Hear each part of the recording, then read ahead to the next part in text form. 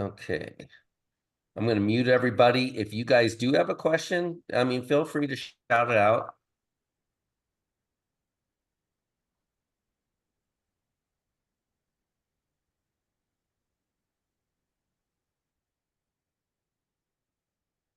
His face is always so good.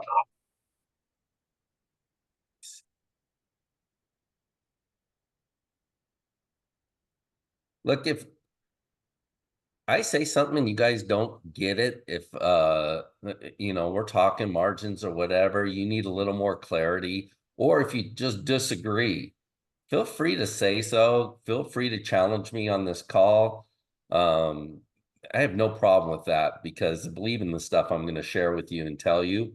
And if you disagree with what I'm saying, there's others of you that also disagree. Or if you have questions about what I'm saying, there's others of you that have those questions. So I'd appreciate it if you guys would go ahead and don't be shy, speak up, and let's get clarity and talk some of this stuff through so you guys understand.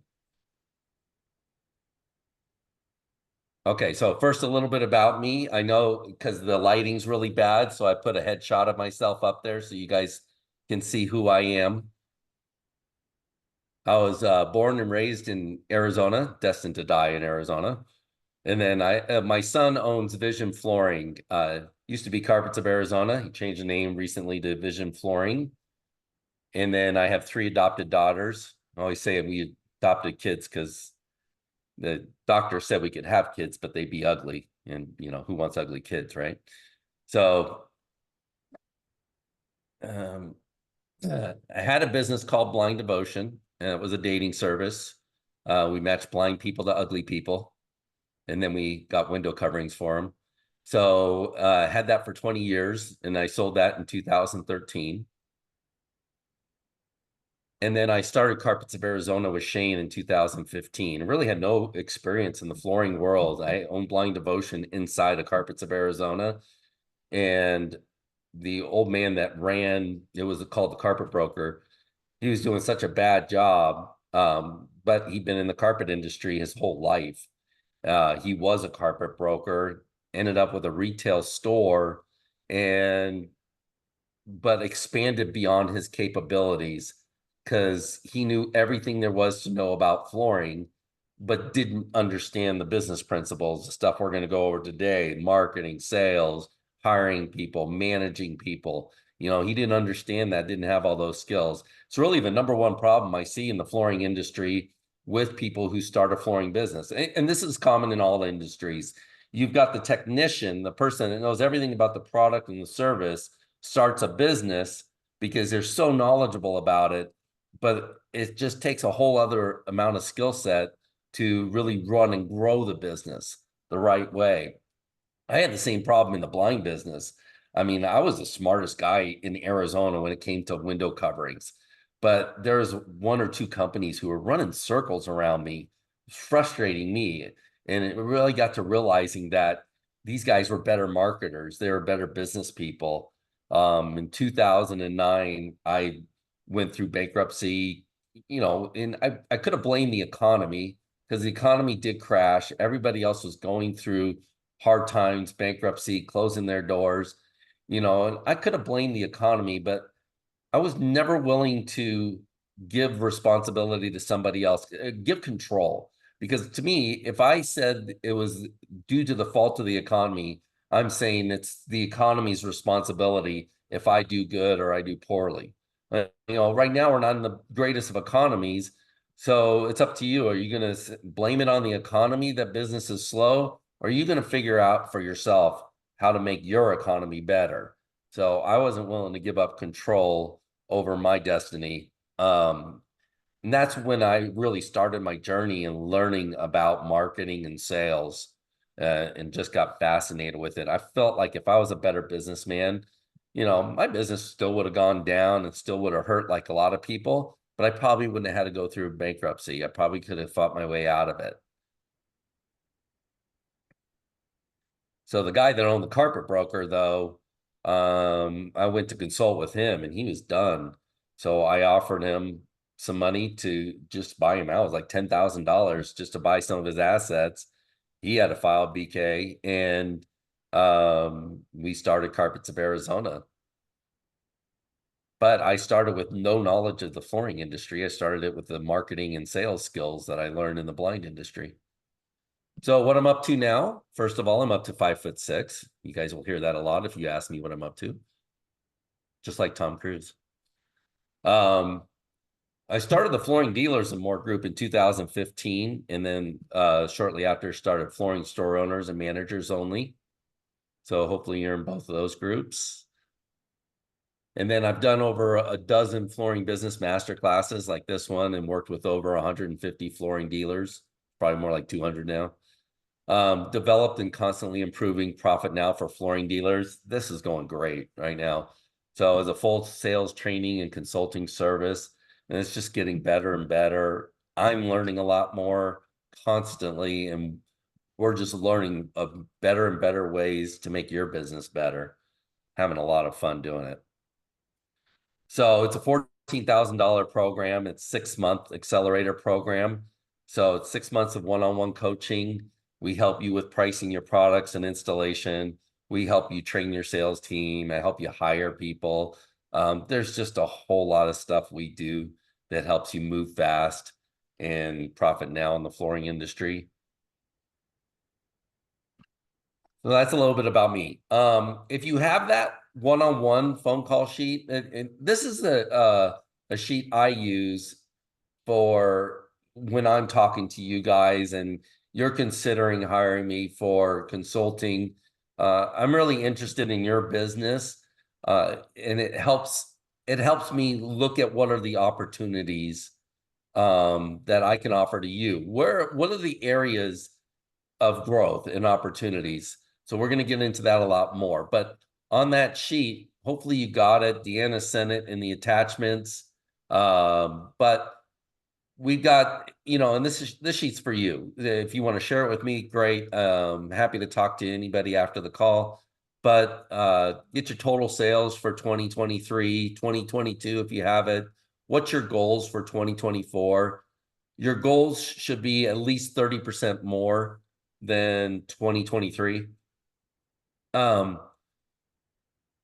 So give yourself a little breakdown, understand what you sell of each product. So how much of your business is carpet? How much is luxury vinyl? How much hardwood are you doing? How much are you doing tile? Are you doing any tile? If you're not doing anything on any of these categories, just put a 0, that's fine. And are you doing anything else like cabinets, countertops, blinds, paint, anything else like that? How much of your business is residential versus commercial? So commercial is anything, again, low profit margins. You're not getting paid as fast. It's good, solid business, but just to identify, I really help people with the residential retail. We can help people with commercial as well. A little harder to get higher margins on the commercial projects, but we still help you get those clients. I've got a marketer coming on board that we're going to be working with to help get you more commercial business if that's something you're interested in as well. What is your average ticket? So to find out your average ticket, you take total sales from 2023 and how many customers did you have, divide that up and figure out what your average ticket is. I find carpet, it's usually about 3,500. A combination of carpet and vinyl, it's closer to 55, 6,500. And then if you don't do any carpet, it's just hard surface, usually your average ticket is higher, 7,500, 8,000, something like that. So what's your profit margin? We're going to talk a little bit about the difference between a margin and a markup. So it's important to understand what your profit margin is. Is it 25%, 35, 45? I've had people that tell me that their profit margin's 40%, and come to find out that they're doing a markup, not a margin. If you're doing a markup, a 40% markup equals a 28% profit margin. So it's really important that you understand this, okay? Closing rate. What is your closing rate? I only track customers where I get their name, email address, their street address. I got their information. And the reason is I either went out and gave them an estimate, but now I can do some marketing to them. If they didn't go with me, I can put them in my database. I'm able to market to them. To me, that's what counts. It's not somebody that calls or just somebody that comes in the showroom and immediately turns around and walks out because they were looking for donuts and they came into your flooring store. That doesn't count as a lead. Okay. So not everything counts to me. Um, and this is important too. I believe in tracking your numbers, understanding your numbers, but I only believe in tracking things that are going to help you with your business. So, what helps guide you? What helps guide you in your marketing and in your sales? If the numbers don't guide you in any fashion, then it's just keeping numbers for the sake of you heard the advice on Shark Tank or something. You need numbers that guide you and help you. Dumb it down, keep it as simple as possible. You can expand on it later on. But the more complicated you make it, the less you're going to be effective doing it. So keep it simple in the beginning and you can expand on it later on. Do you do an in-home estimate or do you email quotes? That's going to be something very important. I love to know that. So when I talk to my clients, that's an area we can help them out. Line item quotes, or do you give one price? So what are the opportunities for you? It's really important. Let's identify what those opportunities are and how are you going to hit a 30% growth in 2024? Look, I talked to some people. I remember years ago, Rachel Berlin, she worked for Precision Floor and Decor in Wisconsin. And she used to always say, "Hey, how was your Saturday?" And she had constantly 18, 19 leads coming in every Saturday. And I went out with them. I wanted to see what they were doing. And one thing that they did, she was changing her website. I'm like, Rachel, why are you changing your website? If you are getting this much leads and this much business, you don't have a marketing problem. They had a few problems. Their prices were too low. They had too many products in the showroom and they needed a sales process. Those were the things that they needed to work on to grow the business. They did not need to work on marketing and customer attraction. They were doing fantastic. So we like to identify, so what are the areas that you really need to work on and that you really need help on? Some people have a great closing rate and they're getting good margins. Remember, I was talking to one client, happens to be on this call, that she was somebody was going to help her with product knowledge and getting more information. And I said, look, you don't need that kind of help because your margins are great and your closing rate is great. So why are we working on product knowledge so we can sell more or close more? I mean, it's not necessary to work on that. The supplier wanted to work on it so she would sell more of their stuff. Okay, well, it was not a good use of her time because she's already selling good quality products. They're already getting a good profit margin. They're already getting a good closing rate. So this wasn't an area that her business needed work on. They really need work on lead generation and growing the business. So some of the hiring and managing things are what we're working on. All right. Can you improve your marketing? Most of us, yes, absolutely. There's a lot of areas of improvement on marketing. I see it with just about everybody. Can you raise your prices? I don't see a whole lot of people that can't raise their prices. I mean, usually you can raise your prices. The formula is if you raise your prices by 10%, you'd have to lose 30% of your business just to break even, and you're not going to lose 30% of your business. Most people who raise their prices end up closing more deals. Sounds backwards, but that's the truth. And if you want proof of that, look at the flooring industry. How many times did they raise prices during COVID? In 1 year, they raised prices maybe 7 times. And did we get less business or did we all have more business? We all had more business, even though prices kept going up. So that's the thing you really got to understand is so much less about price than you might think it is. And I'm going to talk a lot about that, prove that to you on this call. Can you improve your sales process? Absolutely. I mean, there's nobody that couldn't do a better job selling. And anytime you go to a customer's house and if they say no, you can bitch and complain about the customer all you want or the leads, but you got to ask yourself, I wonder what I could have done different that maybe created a different outcome.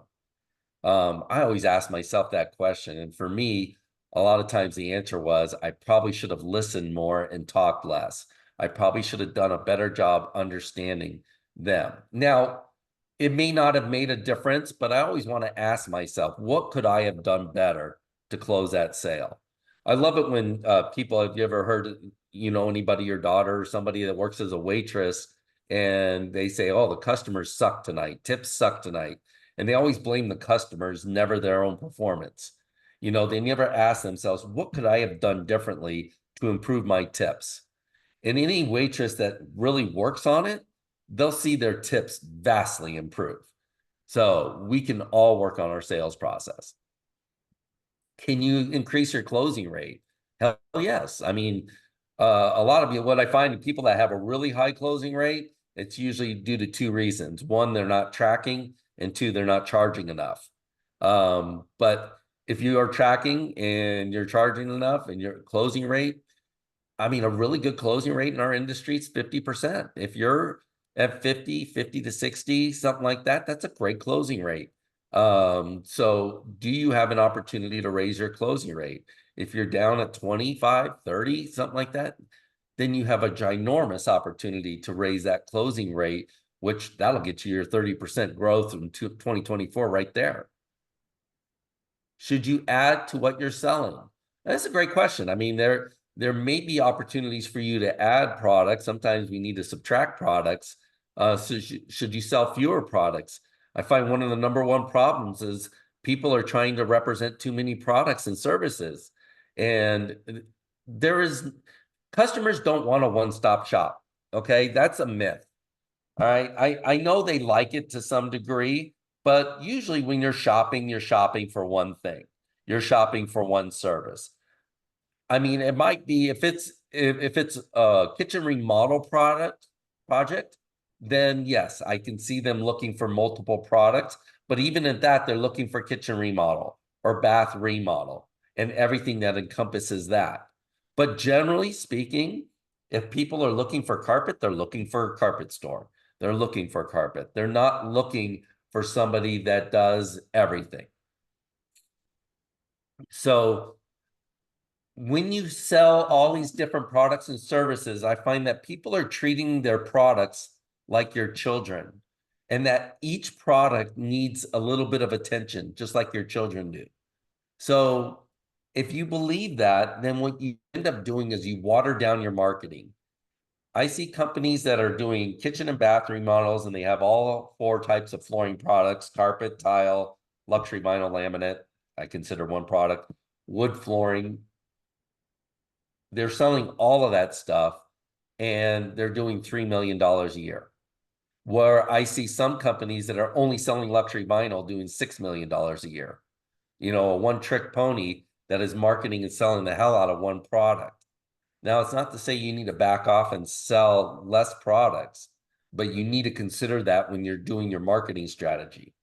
Okay, what do people respond to the best when it comes to marketing? You need to be really interested in how people respond to your marketing and messaging and what works. And usually what works is something other than what we think works. Marketing is a funny animal. I mean, when you do videos and things like that, every time I do the dumbest damn message, it gets the best response. Anytime I do something really clever, it doesn't work. I am always fascinated by the response that I'm getting. Should you join a buying group? I'm learning a lot about these buying groups. So it's not for everybody, but everybody should check out the buying groups to see what they offer and to see if they will help them. I looked at a buying group really early, and they weren't better at marketing than I was. Their sales presentation wasn't better than mine was. I had a lot of these areas. The idea that they can give you better pricing, yeah, but I don't believe in that as being the formula. You don't need better pricing to be more successful.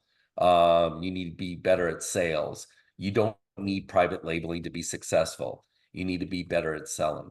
So you got to talk to the buying groups and see if it's a good fit for your business. I just went to that CCA convention, and the people there will swear by it. You know, the Carpet Ones, the Flooring Americas, they love them. Abbey Group, Floors and More. You see all these different buying groups, FCA. You know that people will swear by them, and some of them really love them. So everybody should be knowledgeable about it. Check it out. It doesn't cost you anything. See if it's a good fit for you. Should you consider opening a new showroom? This is a fascinating topic too. So something you should definitely talk with a business consultant, coach, mentor, somebody, people in our group that have done it. Is that the proper formula to help you grow? Will a new showroom help you grow? Can you get the same growth just by marketing in that area and not opening a new showroom?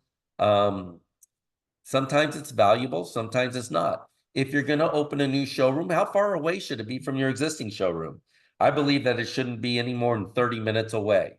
And the reason is if you open a showroom an hour away, and I've done this, your marketing is really expensive. I got to market those two areas separately, and it costs you a lot of money. But if it's 30 minutes away, which we changed our showroom from an hour away to 30 minutes away, our marketing overlapped. So we got much better results for less money. So if you do open a new showroom, make sure it's not too far from your existing location. Marketing's huge. It's everything. You are in the business of attracting customers. I don't care if you're the cheapest guy in town. I don't care if you're the best guy in town. It doesn't work without marketing. You know, if nobody knows about you, you're not going anywhere. All right. So I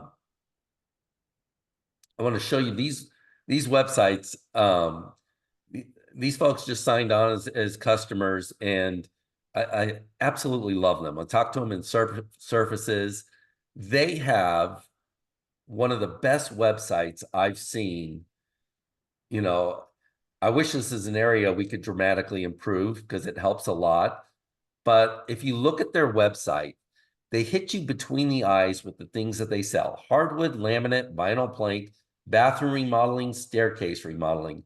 We are working on a staircase remodeling presentation now. It's going to kick ass. It's going to be fantastic. So there's things that we need to work on still. The sustainability of going green is not as important as a lot of people think or would say. So there's a lot we need to work on, but this is fantastic having this heading and then having their picture up there. A lot of us are small family-owned business, and people buy from people. They don't buy from companies. So having their photo there, you know, they're a beautiful couple. You know them, you like them, you trust them, and you haven't even met them. Okay. Here's one down below that, okay, it's catalog, reviews, services, commercial. No, I came here looking for carpet or luxury vinyl or hardwood. Do you see any of those items here? You know, it doesn't show you any of the things that you're looking for. So yes, free estimate. That's great having that there. The photo's not bad, but showroom appointment encourage book now. It just doesn't move the needle where this is exactly what people are looking for.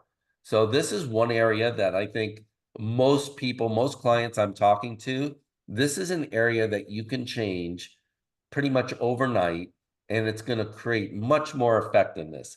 You need to make the navigation of your website as easy as possible, as clear to understand. You got to dumb this stuff down. Okay.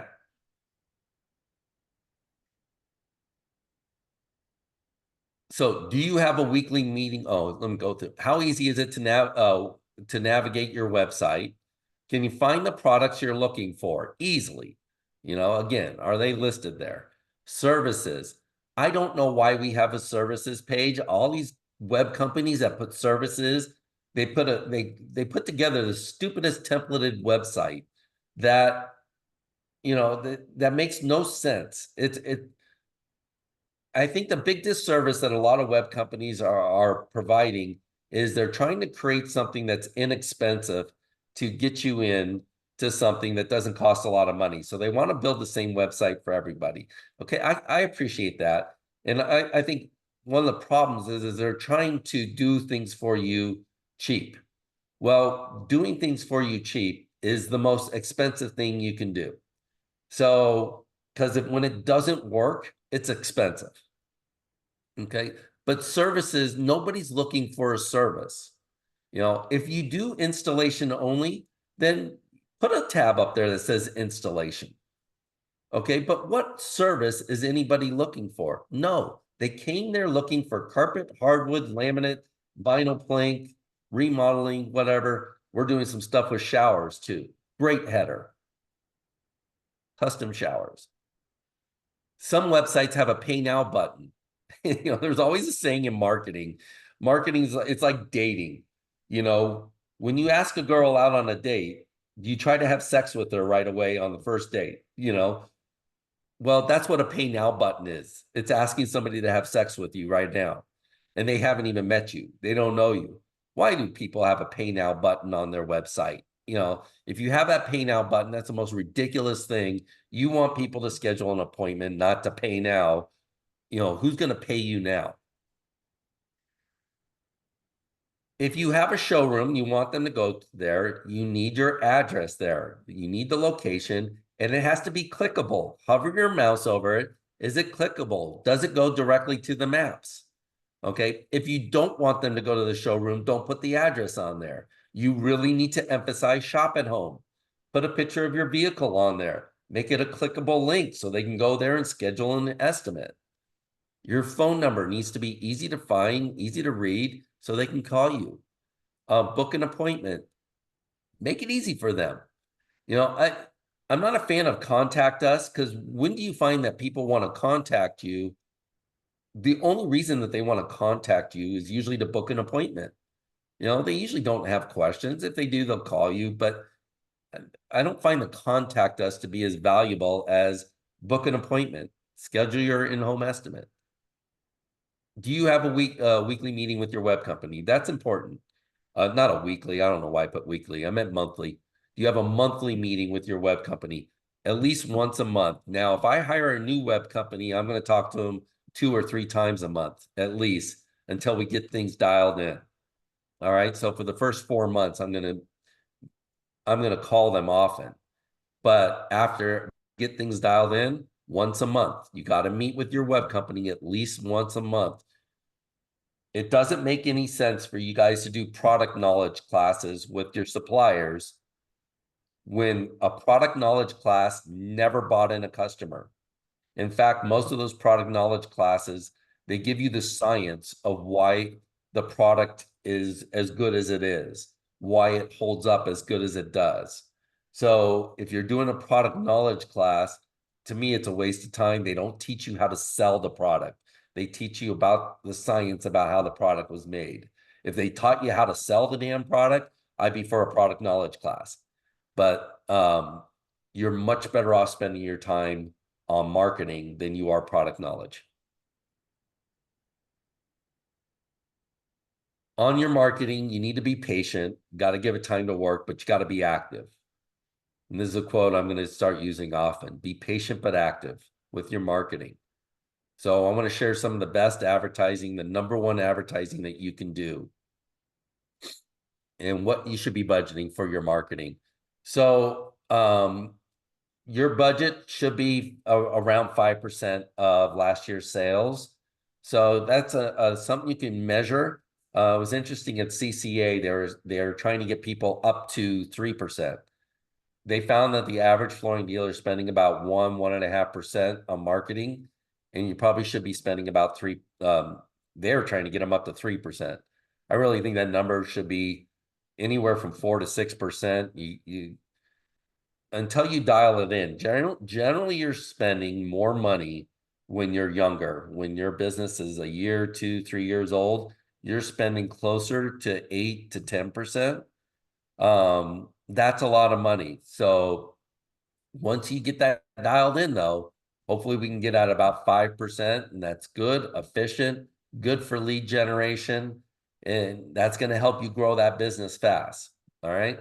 But trying to spend the least amount of money possible isn't going to do it. You want to be effective. And the biggest mistake, again, that web companies are making, they say, what's your budget? And you don't have a budget for marketing. Nobody has a budget for it. You want to know what's it going to cost and what's the results going to be. So when they ask you that question, you say, well, I'll spend $800 or I'll spend $1,200 a month on pay-per-click. And so let's see how it works. It's not going to work. $1,200 is not going to get you anywhere in your market. Okay. You need to spend a minimum of $1,500 per product category to make pay-per-click work. All right. So that's the rule, $1,500 rule. On luxury vinyl, it's $2,000. Laminate, you don't hardly spend any money because if you research your area, you don't need to invest a lot in laminate. There's not as much search going on for that anymore. It's kind of a product inventory thing. So you see how much inventory is out there from Google, but you don't spread out a $1,200 or $1,500 budget. You don't spread it out between several different categories. It's going to water down your marketing and make it much, much less effective. And you don't advertise flooring. You know, Empire and Express and Home Depot and these companies can dominate flooring. Okay. But people are looking for carpet, luxury vinyl, wood. You guys dominate those areas. You can dominate a product category in your area. Keep your circle tight. So the number one advertising, though, it's Google, it's SEO. So good SEO. It used to be that your marketing, your web company would do a good job on SEO, cost you $300-400 a month. It was part of your website management package. So you might be paying $400-500, $600 a month, but that included SEO. The game has changed. I don't know when it did, in the last couple of years. I mean, these web companies are, you got to spend, you got to invest 1,000, 1,200, 1,500 on good SEO. And there's stuff that they'll do. They'll go in, work their voodoo magic. There's many different things that they'll do to provide really good SEO and make it effective for you. And then number one, pay-per-click that and do the $1,500 rule. And then the number one is social media. You know, the number one best thing you could do, social media, Instagram, Facebook, YouTube, TikTok, all that stuff's free. I believe in doing free advertising on the social media platforms. I think paid advertising on these social media platforms generates a lot of leads, more than anything. And a lot of those leads will suck. So you'll burn through a lot of money. It'll be aggravating and you will get some leads, but you'll end up managing a lot of really bad leads. So you can do a lot of stuff for free just by shooting the damn video. Follow some of these people that are doing a great job shooting videos, and it doesn't cost anything. You know, follow me. I'm doing it all the time. You guys see my videos a lot. All right. I shoot them on Instagram. It automatically shares to Facebook. I need to do more on YouTube myself, but when I owned Carpets of Arizona, I was really good on these platforms. I didn't do Instagram, but I did YouTube, Facebook, and then I put it on my Google business profile. So shoot your video and put it on your Google business profile. That costs you nothing and it's effective. So here's the number one, shoot the damn video, Instagram to Facebook. Number one. The reason all these are number one, I've always hated the question, what's the best advertising? What's the number one thing you should do? There is no number one. You do it all. Okay, do as much as you can. When I read the book Guerrilla Marketing, I thought, I'm a small business. I own Blind Devotion. I'm like, I can't afford this. I can't afford to do all this stuff. And then I realized I am doing all this stuff. So I really do have a guerrilla marketing effort. I was going to networking groups. I was doing my vehicle wrap. I had signs.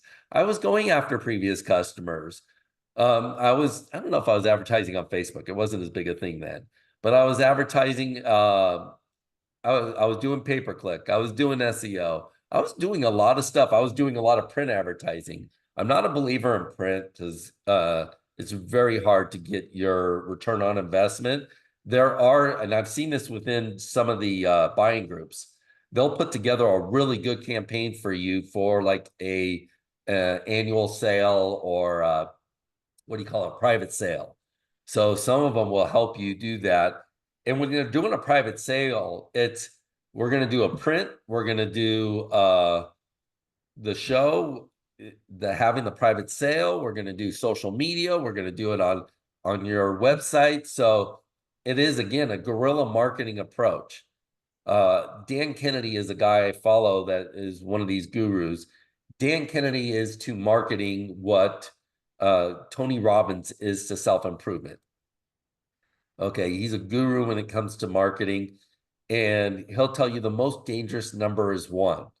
If you're relying on one source of marketing, that can go away.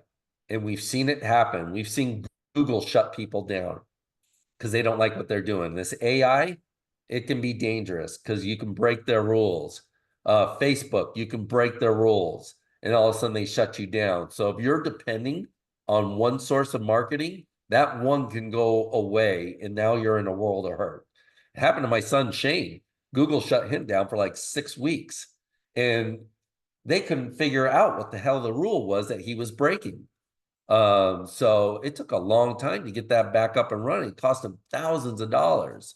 Okay, Facebook, I see them shut people down all the time. They removed a lady's comment yesterday where she was saying, "Oh, I could choke that guy." I remember them saying, uh, they shut down a comment on our group. The guy said, "Don't kill yourself over this." A very common phrase. You know, I've seen Facebook is sometimes you guys are sharing email addresses, they're marking those as spam. You know, when we're asking for your email address, some of them they're marking off or they won't show them. You know, so you never know what these crazy damn social media platforms are going to do. Great for marketing, but don't rely on that as your only source.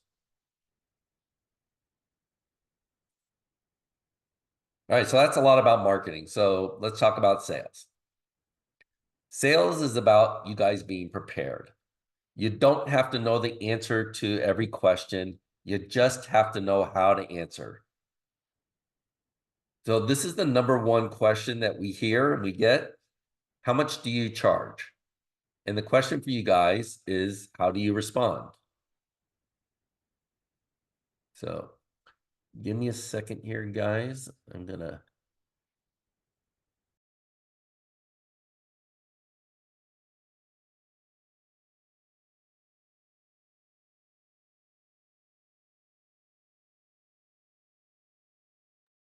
that was like my cough button, my cough break.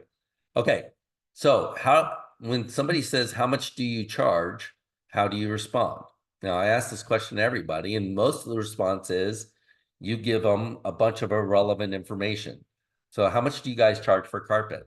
Oh, I don't know. It depends on what you're looking for. I mean, we have carpet here anywhere from $2 a square foot on up to $8 a square foot. Depends on the kind of action activity, all this. So you end up just vomiting all over them with a response. And it's not really a response. So being prepared, and this is one of the things that I think is funny. People will be frustrated by this question. It's like, I hate it when people ask this question.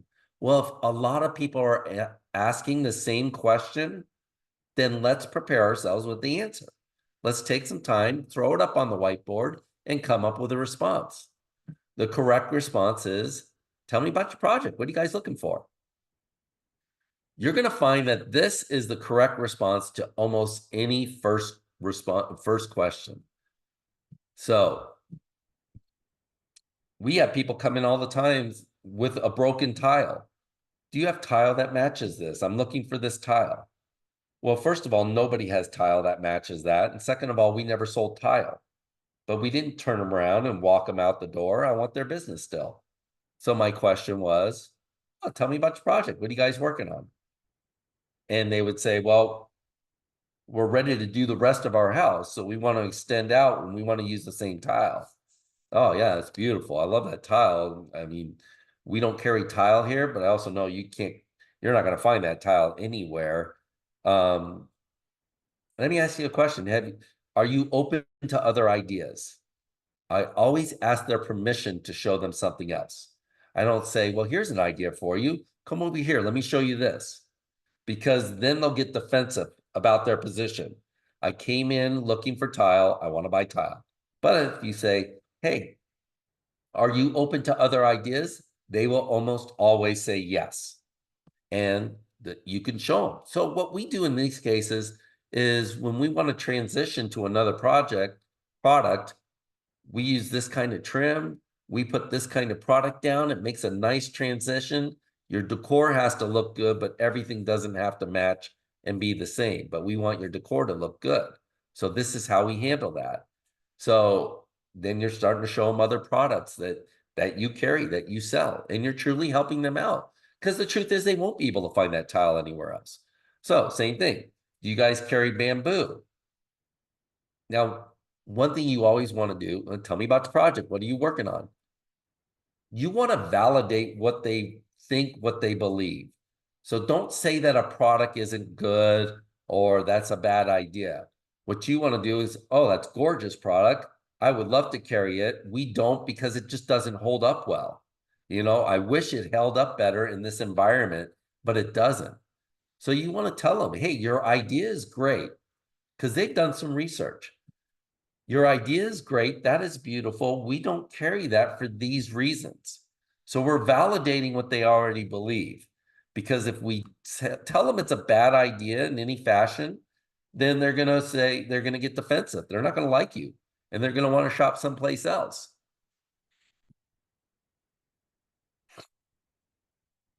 I got this one. Just got a price from Home Depot. It's $3 a foot. Do you have anything for that?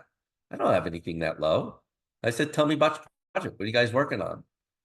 And she says, we're doing the master bedroom. It was her and her husband. We're doing the master bedroom. I said, oh, okay. Is this for you? Or is this going to be for your enjoyment? Or are you guys moving? Oh, no, this is all. We love the house. Well, to me, it's unethical to sell them something at $3 a foot. Okay.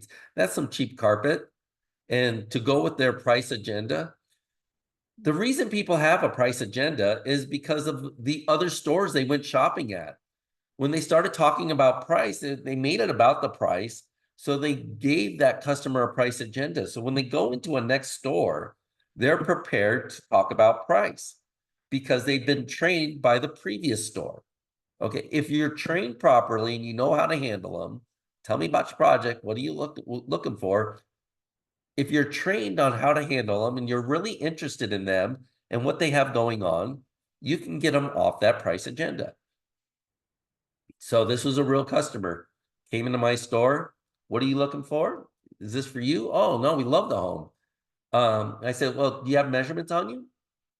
And they said, yeah, they're right here.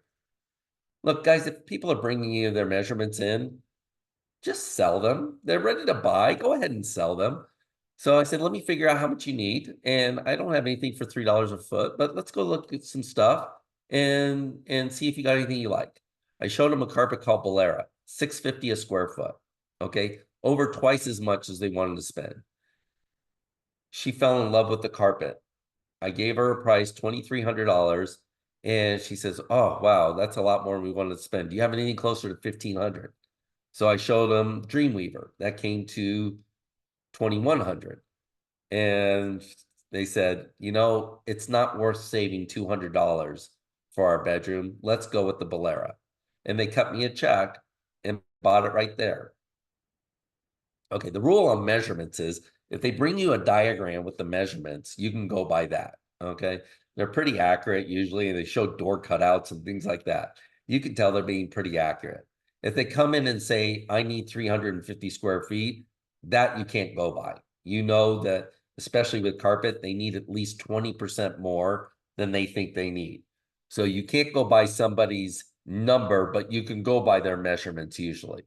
And people are ready to buy, go ahead and sell them. All right. If you don't sell it to them, somebody else will. They're just going to go with the first person that gives them a price. And that's why it's so important to give people a price. Give them an opportunity to buy now. So the exception to this rule is on digital responses. You don't want to say, tell me about your project. What are you looking for? They typed in, they're looking for flooring. Do you know anybody that does flooring? A lot of times you'll see that in groups. So if you have Facebook groups in your area, they'll say, do you know anybody that does flooring? What you want to do is send them a private message and ask them one simple question. Do you already have materials? And the reason we're doing this is to start engaging with them. Because until you engage with them, you don't have a conversation, you don't have a customer, you have nothing. And what a lot of people do is say, oh, we have great prices, or check out our reviews, or yeah, we're happy to come out and give you a free in-home estimate. They're getting 20 responses like that. But I don't even introduce myself. I just send them a message. Hey, Mary, do you already have your carpet, or do you already have your flooring?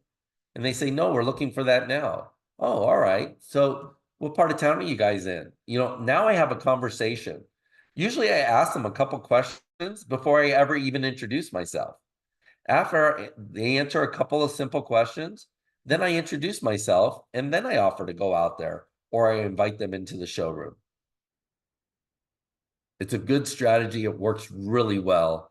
But you don't want to ask them a question that's difficult for them to answer. You got to ask them the simplest question. The first question should be the simplest. Once you got their attention, then you can expand. Hopefully you can get on the phone with them. All right. Now, I used to offer to people, I had a showroom that said, you can either come to the showroom or we can come out and give you an in-home estimate. The goal here in our industry, let's get the in-home estimate, get into the home. And it's not so you can give them a price, it's so you can decorate. Some of these systems I don't really understand, where people are going out and measuring, bringing the details back, and then you're sending them a price, a quote. That's about giving them a price. Okay. But if you really want to help them and you want to do a good job, help them decorate. Have you ever been in a restaurant and you ask the person, what do you recommend here? Why are you asking a total stranger who doesn't have the same taste as you do what they recommend? They don't like the same food you do. Nobody likes the same food you do. But you're asking this complete stranger what they recommend that you should eat. Yeah, we all do it. Okay. That customer wants to know what you think. You may not have a background in decorating, but you have an opinion. So help them decorate. That's what they're looking for. So when you get them on the phone, you want to give them options, but don't say, when are you available? Say, hey, I'm going to be in the area. I can be there Tuesday about 3 o'clock. Does that work for you? Give them a specific option they can say yes or no to. If you say, when are you available, they're going to choose a time when you're not available. So you have another appointment, you got to pick up your kids, you're unavailable. So don't do that. That's a frustrating experience. One of my rules is don't ask questions they don't know the answer to. So you never ask them about their budget, because most people don't have a budget. And you make people feel stupid when you ask them a question that they don't have an answer to. Okay. Don't ask them what color they're looking for, because they don't know.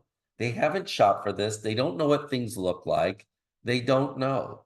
The question you should ask them is, do you know what you're looking for? Or would you like me to bring some samples out?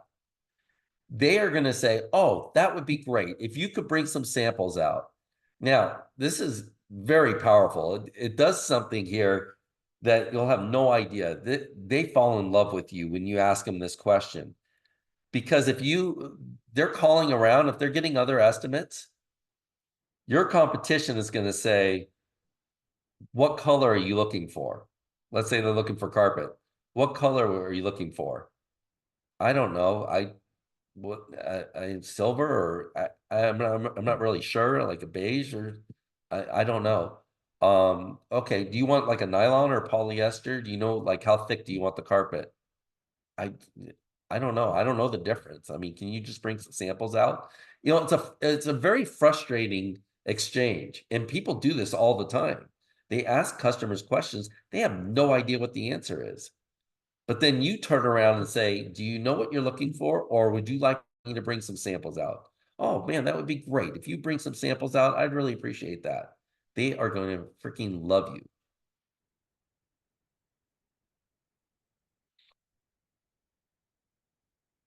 I talk to people all the time that have been in the industry for 20, 30 years, and they can't figure out how much to charge somebody in the home. Give her a price in the home. And then the other excuse I hear is, I don't want to pressure people. I don't want to be like Empire. That's such a lame excuse. I'm sorry. If that's you, stop it. That's a lame excuse. The reason you're not giving a price in the home is because you're not prepared. It's not because you don't want to pressure them. There's no pressure. There's nothing wrong with giving a customer an opportunity to buy now. You don't have to hold a gun to their head. You don't have to pressure them. It's not about pressuring the customer. I'll teach you how to close in the home, and none of my tactics are high pressure. So I want you to try to close in the home, and I want you to follow up, but it's about giving her the opportunity to buy now. I had a customer one time, they wanted to buy from me. One of the rules is always take the water. If a customer offers you water, take the water. If they offer you coffee, if you drink coffee, take the coffee. If they offer you a drink and you drink wine or beer, whatever they offer, go ahead and take it. You know, let them do something for you. I had a customer offer me cookies one time, and I'm like, hell yeah, I'll take your cookies. And I love cookies. So I took it. She says, okay, I'm going to go with him. And the husband says, wait, we have two other estimates we're getting. She said, go ahead and cancel him. He likes my cookies. I'm going with him. I hadn't even eat her cookies yet. I didn't even try them. And I wasn't sure I was going to like them. So I took them with me and so I could eat them in the car just in case I didn't like them. But that engagement is funny. You're going to have customers that want to give you directions. Don't say, I have GPS, I can find it. Let the customer help you. Anytime a customer wants to help you, let them help you. Let them get you water. Let them do something for you. They will like you better if they can do something for you. You're not being nice by saying, oh, no, I'm okay. Let them get you water. In fact, if they don't ask me for water, sometimes I ask them. It just helps build the relationship. So let them help you out. Let them do something for you.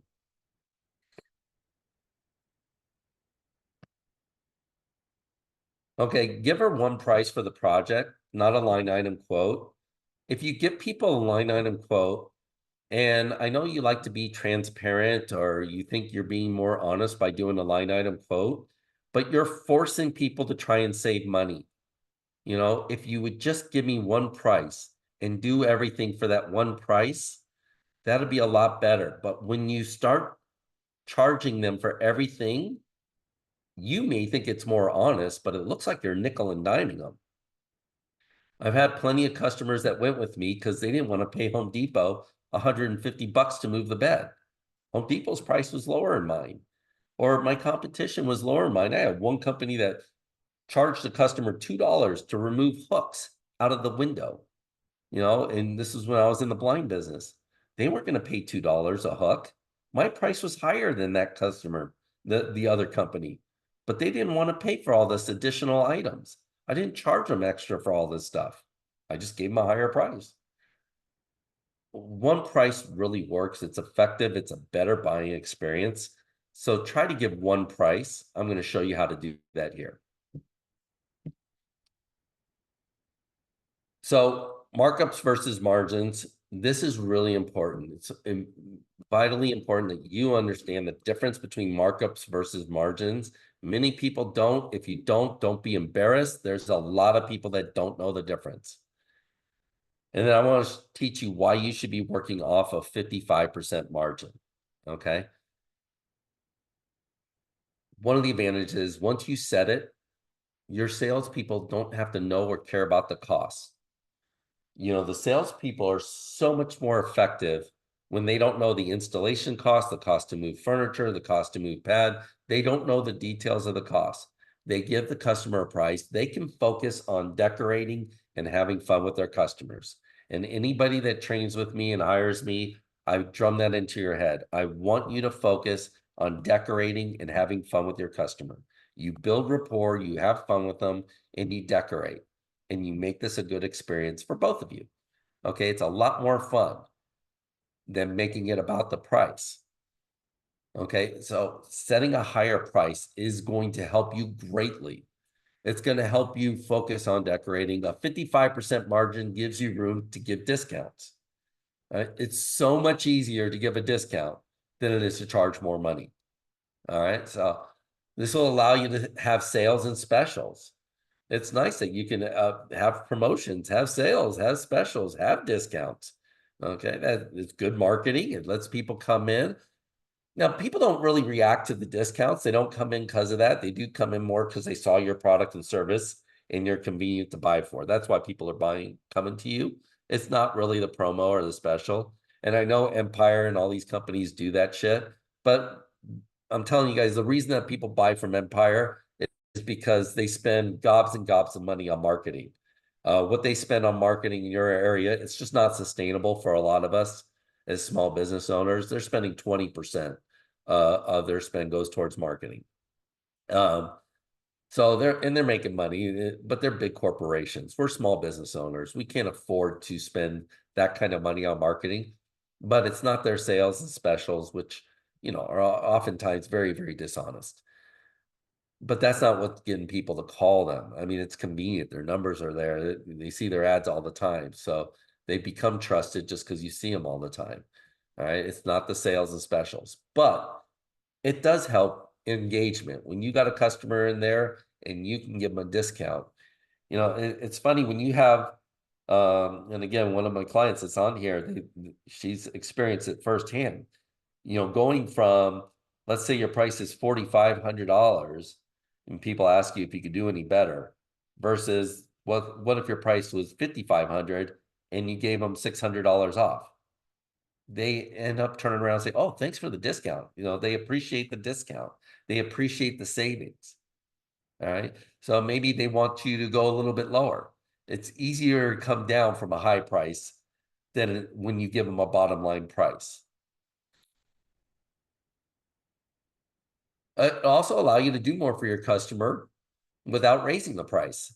So if they want you to do something extra, maybe you don't give them as much of a discount, or maybe you go ahead and throw in another room, or you throw in something extra. It makes it so much easier on you without having to raise the price to just do something extra for them. By setting up your prices way, it's going to make it easier for you to hire and train new salespeople. I got a training program that's going to take you 2 weeks to train somebody on how to sell carpet and luxury vinyl. It really has to do with making giving a price easy. So it starts off with higher prices.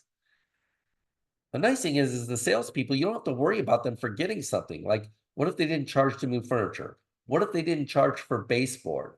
Well, when that stuff's built in, the stuff you have to do anyway, it cuts down on salespeople's mistakes. So maybe it didn't got put in the work order, but at least it got put, at least you charge the customer for it. So they can still make mistakes by not putting it in the work order, but and we can overcome those mistakes too. But at least they charge for it. It just helps tremendously. When you're doing carpet, who's moving the furniture, pad upgrade, uh, anything that they need, disposal, you don't want your salespeople to learn and concern themselves with all this. You want them to focus on, man, this thing would look gorgeous in your house. It goes great with your decor.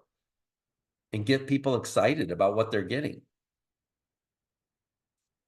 So here's what I do with my clients is we bundle the prices. Carpet. So carpet installs includes carpet install, removal, furniture move, upgraded pad, shipping, and Dumbo spray. I don't have Dumbo spray in there because we don't charge for it. So we added up all this stuff. This is how I come up with this price. $7 a yard for install. Okay, guys, I have over 30 people I've done this for, and prices are from $5 to $14. So don't freak out about any price that you see as being low or high. It literally is all over the board. Okay.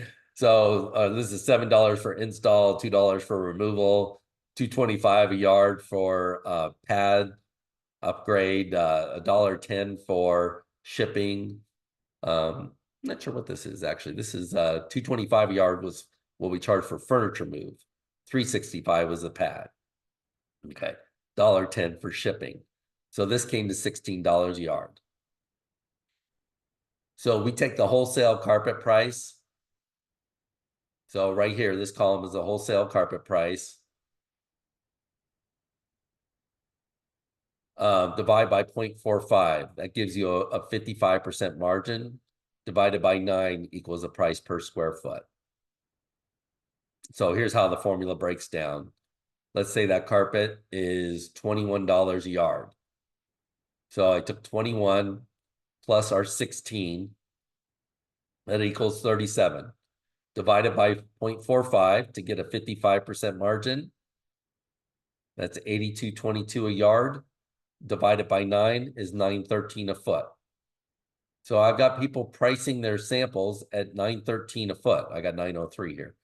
But at 9.13, 903, whatever. A few bucks doesn't make a difference. And you could see you're going to have prices from, say, $18 to $18.50 all the way up to 19. Just go up to 19. You don't have to be perfect and accurate.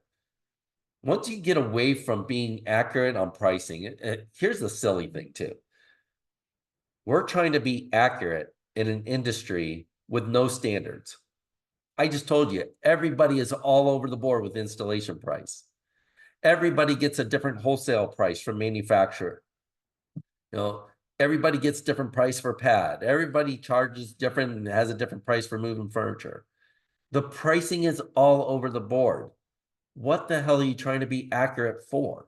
There is no reason to try and be accurate. And you're focusing on giving the price rather than selling beautiful carpet.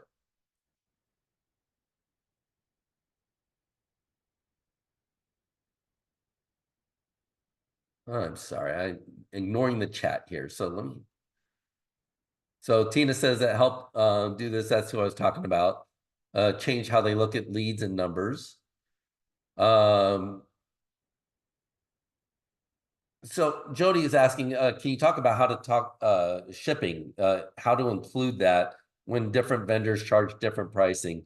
I mean, you got to come up with just something that's, I would take the highest price and build that into my costs.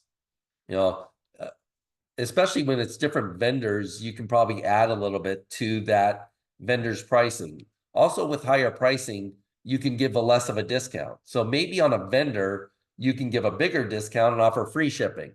Or here's another vendor that less of a discount, or I got to charge you for shipping with this vendor. So another question, what if they don't need furniture moving? Do you take it off?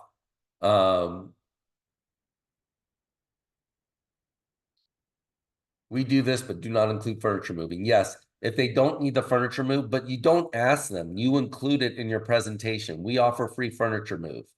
Okay. When you're offering free furniture move, you're going to find they rarely will say, well, we'll move our own furniture. Or how much can I say if I move my own furniture? What you will do is maybe they're moving into the house so they don't have furniture. Just give them some money off. It doesn't, again, it doesn't have to be accurate. You can give them $200-$300 off. The price came to $5,300. Since you don't have any furniture, I'll take another $300 off. So we'll do it an even $5,000. Just make it up. It doesn't have to be perfect. It doesn't have to be accurate. I had another question. We'll get this recording. Yes, this is being recorded, and I will share this with all you guys. All right, that's some of the questions. So for luxury vinyl and laminate, bundling your labor. Can you turn off the heater, please? Turn it down, turn it off. So pricing luxury vinyl and laminate and bundling your labor. So figure out, here's my installation costs, $1.50, carpet tear out. Now you're gonna have to charge more for tile. And that could be a separate line item. You can figure that in, but Do it mostly for carpet because that's mostly what you're tearing out. Furniture move, 33 cents a foot. Uh, Back here, I figured furniture move at 225 a yard. Here, I divided that by 9 and figured it was 33 cents a foot. Floor prep, 2 bags, a leveler, that and the labor was 10 cents a foot, add extra overall. So we include some floor prep. Now, floor prep, I distinguish that. That means some grinding, some leveler. If it's more, that's called floor repair. And I make that distinction in the sales presentation. Baseboards.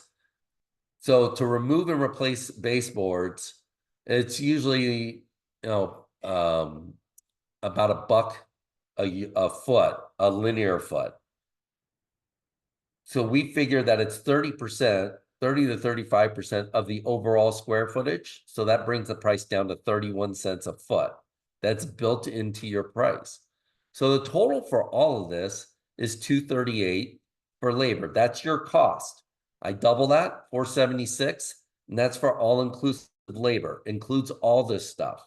So you don't have to remember it. You don't have to break it down. You can include it with your sales presentation. You could say, we don't charge extra to take your baseboards up and put them back. We don't charge extra to tear out your carpet. We don't charge extra to do floor prep. We do charge extra for floor repair. And this is what that would look like. And then you price your materials, again, at a 55% margin for your hard surface materials.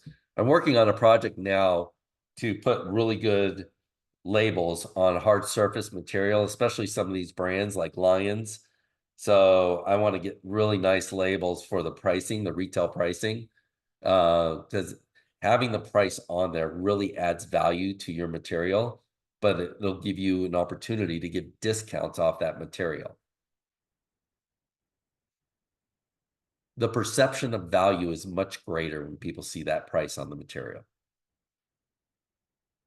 Okay, so hopefully this makes sense. Again, you'll get the recording. You can go over this again and see if this makes sense to you. But we're dumbing it down. We're making it much easier. So when you're in the home, you measure width, length. Here's how much square footage you need.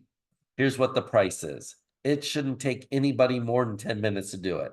And if you're using a software program, if you're using it well, great, good for you. If you don't know how to use it well in front of that customer, do a paper invoice.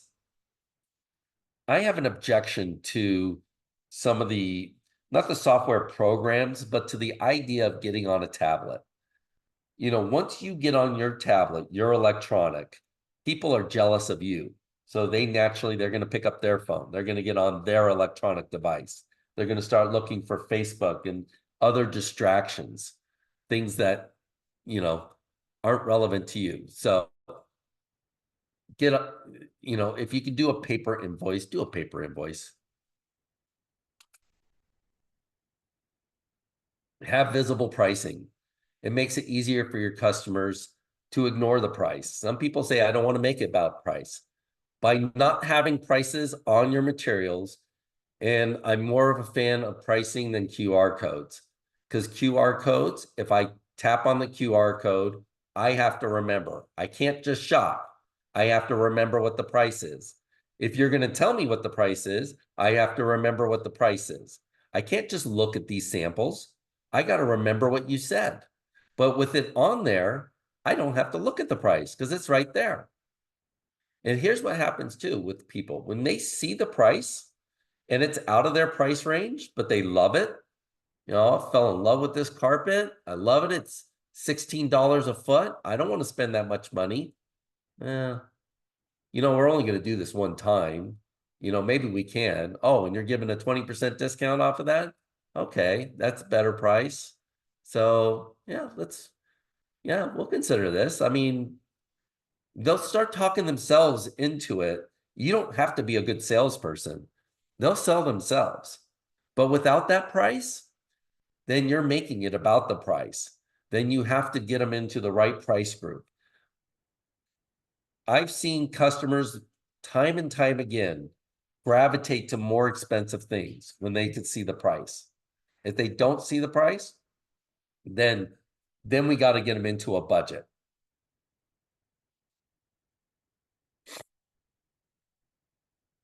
Okay, finding and hiring top salespeople. The best way to hire a salesperson is to make giving a price easy. The easier you make your selling system, the easier it's going to be. You can focus on hiring a good salesperson that's reliable rather than somebody that has industry experience. You know, you'll train them quicker and it'll be easy. They'll make less mistakes, but you can hire and train somebody good. Hiring salespeople is one of the hardest things we do as small business owners. It's very difficult to do. There's a lot of psychology that goes into it. One of the problems that you have is you feel like you can't pay them as well as somebody else. You know, some of you might feel like this is kind of a bullshit job. I hope they take this job. You're trying to sell yourself rather than, you know, really doing your due diligence and making sure you got a good salesperson. So it's tough as a small business person to find and hire a good salesperson. So this will put you a lot more in control of the situation when you have a good process and a good system. And when you don't need to rely on somebody with industry experience, then you have a lot more people to choose from. Create a good hiring system that lives on your computer. Anytime I wanted to hire, I went to my hiring system. I didn't try to remember it, but it was all right there, black and white. Step 1, step 2, step 3, step 4. You know, step 1, create the ad. Well, I already created the ad, so I just had to place the ad. Step 1, place the ad in Craigslist. Step 2, here's the phone call. Here's the interview questions I'm going to ask on the phone. Okay. So I'm ready for them. When they call, I've got their name, I've got their phone number, I've got the interview questions I'm going to ask when we connect. All right. If they go past the phone interview, they're having to sell themselves in for a personal interview. If you've ever interviewed salespeople before or anybody for a job, interviewing people is exhausting as hell. Try interviewing 3, 4, 5 people in one day. It'll wipe you out. It'll drive you to drink if you don't drink already. So interviewing is exhausting. You don't want to have to make up these questions in this process as you go along. So have it written down, ready to go. So phone interview, these people, you're hiring them to be salespeople. Let them sell themselves in for an interview. You know, let them convince you that they're worth coming in for an interview. You know, I'm not so sure. We're looking for good, aggressive people. Why should I hire you at this time? All right. I've got all these questions already mapped out, so you don't have to think about it. But if you don't get involved in my program, then put some thought into it. And a lot of the stuff I got from Chet Holmes' book, The Ultimate Sales Machine. So I'll tell you a funny story. The Ultimate Sales Machine, what they teach you to do is to get real aggressive with people on the phone. You know, so, hey, why do you think you're a good salesperson? You know, tell me. You called and you put people on the spot and you kind of treat them rude. And again, you're seeing if they can get past that and treat them like a real customer would. Well, he was hiring for phone sales. Our customers don't treat us that way. But this is the system I learned, so I tried doing it. And so you kind of don't like the person when they first call because you're treating them rude, making them talk themselves in for an interview. And then when they come in for an interview, you change and you start to build rapport. You're a lot nicer. Well, when these people called, I freaking hated them. I got into I got into the right mode and I hated them when they called and I challenged them. But then when they came into the office, I still hated them. I couldn't change my attitude towards these people and go with the strategy. And I found that strategy didn't work for me. So I did change it up. So I'm nicer on the phone interview and certainly nicer on the personal interview. But I do ask pointed questions. You know, why do you think you're good for this job at this time? Why do you think you would be good? Tell me a little bit about your last boss. You know, what could your last boss have done better? You know, I've got really good questions that love to ask them and see how they respond. We have one guy we hired during COVID. and I wasn't a believer in masks and all these rules that they had around COVID. So I wanted to make sure that the guy I was hiring wasn't going to be like a whistleblower and turn us in. So I had to ask him some pointed questions. I asked him flat out because I didn't want to hire a troublemaker. You hire somebody that says, "Yeah, my last employer, I had to turn him into employment office because he didn't pay us overtime or this or that." You want to hire somebody that's going to work within your small company and help you grow the company, not somebody that's going to be a troublemaker. Um, so after the phone interview, set up the in-person interview, have your list of questions ready, and then decide if you find somebody good, do you want to hire them on the spot, or what's your process? The one thing I learned is that when I don't follow my process, I fail. When I hired people quick, I would fail. I get somebody because I thought they were really good, so I went ahead and I didn't follow my process. My process is this. Hey, Tina, I think you'd be great for this job. I've got a couple more interviews lined up. Why don't you take this list of expectations home and let me know what you think? If you don't follow up with me and you don't ask for the job, I don't hire you. So that's my process. And when I used it, it worked beautifully. I got great people. When I didn't use it, I ended up firing those people within a month. You know, Hiring people from like Empire. Oh my God, those guys are the worst. And it's not because they're bad people. Empire ruins them. I mean, from a cultural standpoint, and sorry if any of you came from Empire, but that's been my experience. Empire will ruin those people as good salespeople when you're trying to build a good family business. But what I love about that process, I think the most important thing with a good salesperson is having good follow-up. So I build that into my hiring process to make sure that this person has the courage to follow up to get the job. Because listen, if they don't have the courage to follow up with me to get the job, um, what makes me think they're going to follow up with my clients? We hired one gal, Miranda, that she became the sales manager. She's no longer with Shane, but uh, she called me the next morning. She wanted the job. She called me by like 8:30. And I said, Miranda, I really liked you, but I liked another guy too. I wish I could hire you both. I'll let you know by the end of the day. She called again at 4 o'clock. I'm like, you got the job. The other guy never did call. And she was a phenomenal salesperson that became sales manager. And then I tell them why I hired them and tell them I expect them to follow up.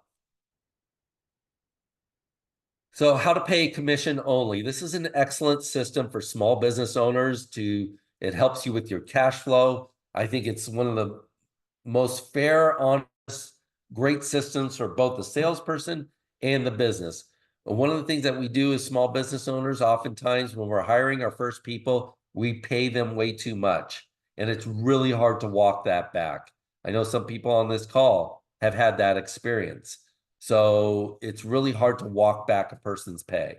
So it's important that you follow a system that you can manage.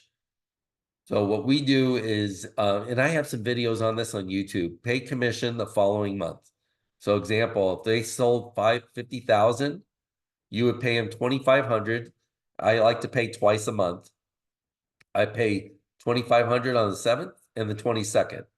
Okay, I'm paying 10% of their sales. Yeah, you could pay off the profit, you could pay off of the retail sale, just as long as you're getting that 40% margin. I work with you and show you how to do this exactly, build it into your system. I also guarantee them that they're going to make a minimum of $15 an hour. So that's $2,600 a month. That's what that math works out to. Now you can bump that number up, but if you're going to pay them 2,600, that would be 1,300 on the 7th, 1,300 on the 22nd. The reason I'd like to do twice a month is it helps you from a cash flow perspective that you can be prepared from the 1st to the 7th to have enough money to cover payroll. And then you know exactly what your payroll is going to be on the 7th and the 22nd. It really helps your payroll system and helps your cash flow system. It also gives you time to get the jobs done.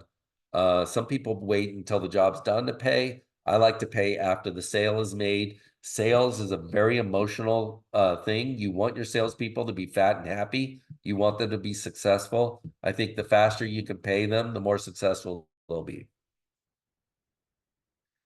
And they can make a lot of money. I mean, salesperson making doing 70, 80,000, you want to pay them a lot of money. You want them to have opportunities to make a lot of money. So this is a great question. So when you said get a 40% margin, that's before sales commission. Okay, when we look at what's your break even, um, that's a consideration as well. So the nice thing about commission only salespeople is their expense is a direct relation to the job. So you want to get 40, 45% margins. And that what that is cost of goods minus the price. Cost of goods is the material and installation.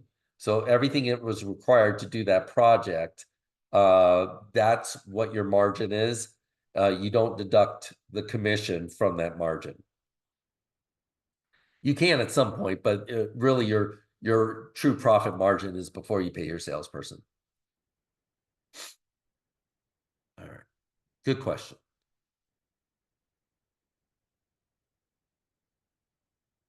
So this also helps you in hiring somebody. If they know that there's a guaranteed minimum, at least they know that if they don't sell, it's not fair to hire somebody and make them work 40 hours a week and not pay them anything.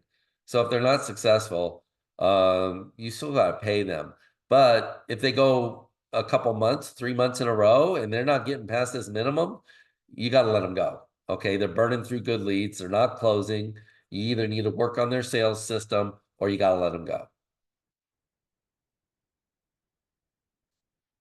It's going to be really important to building a good company is you got to have good leadership. If you've ever seen the show Bar Rescue, any of these shows, you'll find the number one problem is poor leadership. And when you don't have good leadership, it's hard to build a good company. So good leadership is, following some of these processes down. So have a weekly meeting. You got to have a weekly meeting with your staff. You got to share a vision with your team. What's your goals? What are you trying to get to? Within your goals, there's going to be opportunities for them. So what opportunities they have in the growth of this company? And people will love trying to help you reach your goals. They don't feel like, oh, you're making all this money or you're greedy, or they don't look at it that way. People aren't built that way. You get good people in your company. I mean, if you do one or two people that look at things that way and they're working for strictly for the money, you're not going to keep them very long. Okay, good people will wrap their head around the goals and the vision of the company. They get excited. You celebrate the wins. You go over the losses and have your weekly meetings. How can we improve? How can we close more sales? How can we do this better? How can we do that better? How can we avoid bad reviews? How can we get more good reviews? These weekly meetings are very important. And people will gripe and complain in the beginning about anything you do. And after a while, they'll get to a point they can't live without it. It's like software. When you get new software, everybody's going to bitch, gripe, and complain. And then after a while, they can't live without it. But share the company's progress. So I think it's important to write down your numbers every week or every month. Where are you at year to date? How many sales have you had? What's the total sales number? What's the total lead count? What's the total sold? Who's waiting on an estimate? Hot sheets. I think waiting on an estimate's ridiculous. I think I built this for somebody else, but nobody should be waiting on an estimate. They should be having that estimate in the home. So I should have taken that part out. So I've shared this with a lot of people so they can build it for their company. Share individual progress and areas of improvement. Just keeping score will help improve everybody's performance. So without those numbers, there's just nothing to go off of. How can you say if people are doing a good job or a bad job? You can't tell unless you keep score on the game. It would be like watching a football game without them keeping score. Nobody would watch. You think it's entertaining to watch people go up and down the field, tackle, run, big pass plays. Try doing that without the scoring and see how long people watch. Nobody would watch. All right. Same thing in your business. If you don't keep score, they're not going to be interested. They're not going to care. And that's just natural human nature. It's not because they're bad people. That's just normal. That's normal behavior. And then you have opportunities for training. Yeah, I mean, this gives you so much information. It shows you where you're weak. It shows you where you can improve. And again, let's keep it simple in the beginning. You can get more complicated as time goes on, as these numbers are easier to get, easier to keep. If you have a hard time getting these numbers, have your salespeople get the numbers. Have them do a weekly report, a monthly report, an annual report. It shouldn't be that difficult for them to do. If you get good software like Floors app, it's really easy for you to do. It's really easy for you to figure out. So here's an action plan. I got two systems for you, one with me, one without. If you're not going to hire me, that's fine. I get that. You can't afford it right now, or you want to try it without. Here's what you need to do. Set a goal, make a plan, stay focused, work hard, keep strong. Uh, One, get your marketing right. Work on your marketing, make sure you're investing enough money to get results, and you need a good understanding of what will work. All right. Number two, work on your pricing. You got to understand the difference between a markup and a margin, and you got to work off of higher margins. If you're intimidated by that, figure it out, get over it. If you're working with me, we'll get over that real easy. I'll show you exactly how to work on your margins and what price you should be selling for. Practice selling in the home. You got to get good at selling in the home, giving them a quote, give them an opportunity to buy. Don't look at it like you're pressuring them. Some people want to buy now. I know whenever I shop, I'm buying. I had somebody come out for a garage door. One guy didn't give me an estimate, so I got another estimate. I was waiting on the estimate from the other guy. By the time the other guy got back to me with an estimate, I was already getting the work done. Right? Some people just want to get going. You're going to lose jobs if you don't give them a price. This is another big time saver too. Working with some people, they say they don't have time. Well, one of the reasons you don't have time is because you're taking the damn estimate back to figure it out. You're spending an hour figuring it out, emailing it back to the customer, and you don't have time because you have 5 estimates to work on. Well, if you gave them a price in the home, game over. You don't have to work on anything. You got all the time in the world. So it's one of the biggest time savers you can have in your business. And it's more effective. Why wouldn't you do that? Um, all this information, everything I teach you guys, it's all on the YouTube channel. I'll load this up on the YouTube channel too. Go to Profit Now for Flooring Dealers on YouTube. There's a ton of videos there that can help you out. I was talking to a client at Surfaces the other day. He was on YouTube and he watches the videos all the time. Working with this guy has been such a pleasure because he's already doing everything that we teach. So we're able to go really fast because he's already on board with everything that we've taught. But if you guys make the effort, it's not about the knowledge that you have. It's not about the years of experience you have. It's about the effort that you give. So you'll see people that aren't as smart as you that are working circles around you. And it's because they work harder. They give that effort. And there's a saying, if you work hard, your life will be easy. If you work easy, your life will be hard. One of the reasons people don't like to price their showroom is because it's too difficult. Prices change too much. And I've always argued, when is it worth doing anything that's difficult? When has that ever paid off for you? That's just the point. If you're willing to do something that's difficult and all your competition isn't, you're going to run circles around them. If you're willing to price the showroom, price that damn showroom again when they change prices. It's so frustrating. Or come up with good systems, not QR codes. You need the actual price on your product. Put that price on there. make it high enough. And one of the reasons we go with a 55% profit margin is when the suppliers increase the price, then you can deduct from that 55%. You can, instead of giving a 15% discount, maybe you give a 10% discount. So you don't have to change the prices. You just change your discount. Don't give them as big of a discount. I did this for years. So I priced my entire showroom out. I would have to change prices due to increases, but not nearly as much as anybody else because I always had an inflated price and I was always able to, make the adjustments on our discounts. And we still command over a 40% margin. All right, with profit now, buckle up because we move fast. All right, we're going to work on your pricing. I give you that price sheet right away to price your showroom out. You're going to have this price sheet after our first call on carpet. And then if you don't sell carpet, we'll do it on luxury vinyl. I do that and get you pricing your showroom right away. You're going to get the sales training. So we give you the sales training videos. You get that for life. Right? Anytime you hire a new sales person, it's easy. And I'll also give you the system for hiring a new salesperson along with the 2-week training program. So we move fast. We get you working on your marketing so it's going to be more effective. Again, marketing takes time. So you got to be patient, but we'll make some dramatic changes quickly so your marketing moves fast. We're going to set goals that you can achieve, and we're going to work together to get you there. It's easier to try to attain a goal and get there than it is to try and, I don't know, just work for work's sake and hope things get better. You got to have some markers. You got to have some goals that you want to achieve.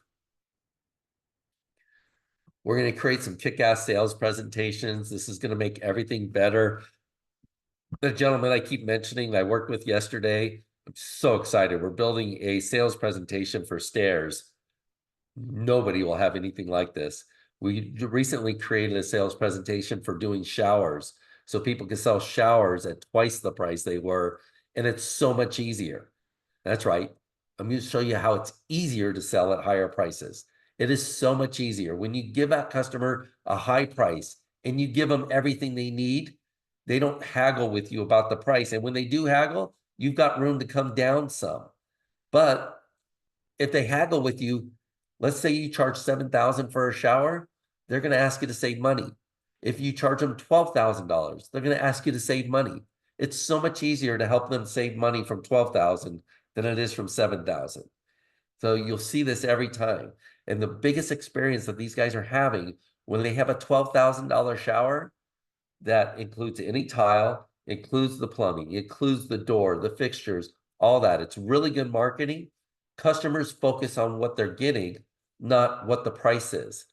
So they don't pay extra for niches. They don't pay extra for plumbing. They don't pay extra for the door. They don't pay extra for different tile. They can focus on getting what they want rather than what's this cost? What's this cost? What's this cost? It makes the buying experience so much better for the customer, and it makes it a lot more fun for you. And then you can afford to do a kick-ass job for them. Now, the 6-month program, it's just $2,000 a month. So we've come down from the 14,000. So if you want to do $2,000 a month, or you do one payment of $9,000. 6-month program, I guarantee that you'll get 10 times the result, 10 times your investment. So if you don't get at least 10 times your investment, I give you your money back. All you got to do is do the things I tell you to. Got to show up for the calls. You got to price the showroom. You got to sell in the home. Do the things I tell you to. It'll definitely work. You're going to grow your business 30% or more. Where I saw people have better opportunities, and there's some people I talk to that can double their business. That's pretty bold to be able to double your business. But where I see is like, if you got a good foundation, like you've been in business for 4 or 5 years or more, and then if your closing rate is really low, if your margins are really low, we can make very dramatic changes that'll work really well and grow your business if your marketing sucks. So a lot of people have great opportunity to grow the business, but everybody can grow it at least 30%. So in 2024, it's going to be the year to blow the doors off this thing. I'd love to help you do that. So the brand is Profit Now. We move very quick. So it's your time to profit now in the flooring industry. Hey guys, any questions that you got? You can unmute yourself, ask any questions. I'll hang on for a few more minutes and answer any questions you have. And other than that, we will send the recording to you.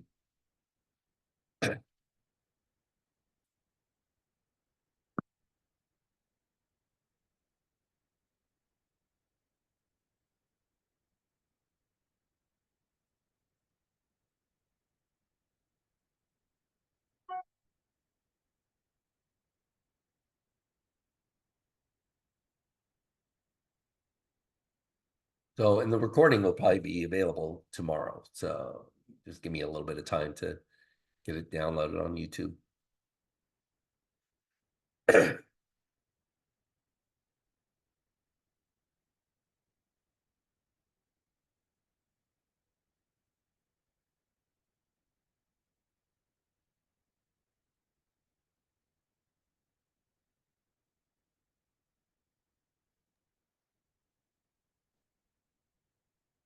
It's funny in talking to you guys. One of the things is when I talk to you guys about things like sand and refinish or shower, we were talking about stairs the other day. Uh, just the work you guys do is amazing. So that's where it's so easy to help you out because I think a lot of you don't realize how cool the work is that you do and how good the work is that you do. So it's it's easy for me to interview you, figure out what you do, and help you see it better from the customer's eyes. How are we gonna present this to the customer in a way that nobody else will? Hey, Jerry, got a Yeah. question here. Uh, so how many times would you follow up with a prospect that doesn't answer? Like I have, many examples of people that I gave them an estimate, they never respond. Like I sent text messages, I sent emails, I Yeah. tried phone calls. Until When they tell you to go to hell. yeah, I mean, you deserve a response. You gave a free and home estimate. Um, some people worry about bugging them. Well, if you're bugging them, then they could tell you to stop. Wouldn't that be the respectful thing for them to do? So it's not disrespectful for you to constantly ask them, "Hey, do you want to go with this? Do you want to go with this?" I mean, they can stop you at any time by saying, "No, we already got the work done. Thank you." But maybe they're not getting your messages. yeah, You know, and understand that they are bombarded by messages that they didn't want. I mean, there's a lot of people trying to get their attention. So they kind of ignore, they may not be ignoring you. They may just be ignoring everybody. yeah, and sometimes what makes it even worse are clients that make you go outside of your traveling area and uh outside of your working hours too. So So ask you like, oh, could you come and Sunday or on a holiday, that is the only day off I have, and they don't even give you an answer for it's the funny. estimate. The more I've gone out of my way for people, the less likely I am to get the job. I don't know why that is. You figure you're going to go on a Sunday, and that they're going to go with you. I would have that conversation with the customer though. So let's say you're going out of your area. Okay, so this is our process. This is how we do it. Um, that's a little further out of my area. I'm happy to go out there. Let me give you an idea of what it's going to cost. If that's good for you, I'm happy to come out there and take care of it for you. But I need to know I got the job. All due respect. I just need to know that you're going to go with me. If you're getting a lot of prices, it's a little far out of my range. So you got nothing to lose by asking them and giving them a price. And sometimes it's out of my area, so I'm going to charge them more, and I'm going to let them know that you're a little further out of my area, so we will charge you extra. This is about what it's going to be. If it's worth it for you, I'm happy to come out there and show you, but it's not necessarily a free and home estimate. I come out there to get the job. It's not a free and home estimate. That's, you made the decision to go with us, so we would expect a deposit. Yeah, got it. I mean, you got nothing to lose by boldly asking them that. What was the other question? Didn't you have something else? It wasn't out of the price, or it was out of the area. There was Yeah, another, it was. like Sunday convenience. Yeah, Yeah, same thing. Look, I don't come out. That's family time. I'll do it if I know for sure you're going to go with us. So this is about what it's going to be. Are you telling me that you're going to go with us? Because if you are, then I'm happy to come out there. But it's not for a free and home estimate. That's to get the job. That's to get the measurements, give you a quote, and give you the pricing and go with it. So again, you got nothing to lose. Just learn the words all due respect. Start your conversation this way. Look, all due respect. This is our process, not a policy, process. This is our process. When we do things out of this, I'm happy to do it for people. I know I'm going to get their business. But if it's gathering estimates, I don't do a free and home estimate. It's only for, I know I'm going to get the business. Sam said, how would you respond if a customer says they got a lower price? How do you know that they got a lower price? I think it's interesting when customers call you and they said I got a lower price. Why didn't they just go with the other company? No, Jerry, this is an instance where they called, and then basically the customer called, so I had to just kind of figure out some information from the installer. It was like a restretching project, right? But then when I got back to the customer's like, "Oh, like I think I offered him like 450," and then the customer's like, "Oh, we just got another price for 350," right? Now, granted, I was just stuck in the place of, okay, do I try to negotiate with the customer or just let it be? I'd probably just let it be if they already went with it, or did they hire them? But there are times that people got a lower price and they call you and they tell you that, and you've got to realize that they don't like the other person, because they would have just gone with them if they did. So you don't have to come down, but maybe come down a little bit. But you don't have to come down to that other person's price. Just say, well, we could save you a little bit. And what you're doing is you're giving them a reason to go ahead and go with you. I mean, we've had it where we are $2,000-3,000 more. We come down $400-500 and they go with us. Oh, thanks for that. They don't want to hire the other guy, so they would have done it already. Got it. But when you're following up, it's different. When they call you back, they want to hire you. That's why they're calling you back. So we just need to help give them a reason to hire us.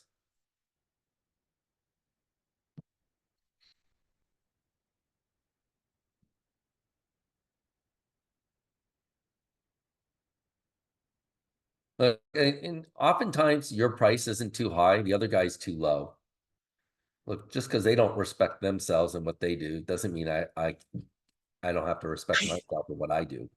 Yeah, I mean that's what I'm figuring, because with having brick and mortar shops, we're always sort of like dealing with the guys in the trucks and the vans, Yeah.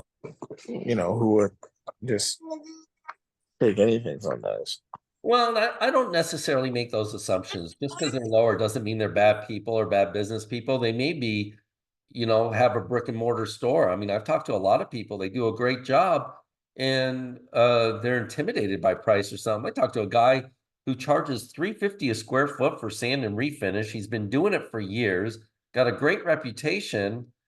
He should be at 7 or 8, but he's so intimidated by the competition in his area. It's so foolish because he could be easily at 7 or 8.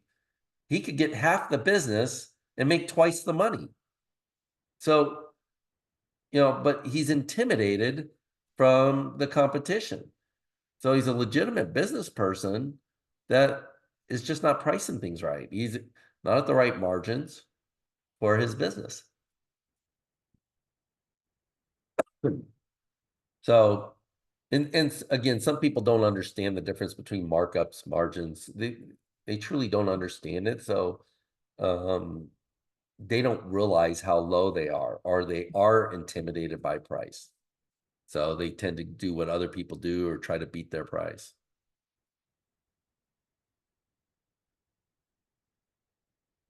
So what we try to do is give you a presentation that makes them afraid to use those other people. All right, guys. So stay tuned. We'll shoot over the recording soon. I'll have Deanna email it to everybody. And let's have a great 2024. Okay. Hope I can help. And I am always here for you. So reach out to me if you got any questions.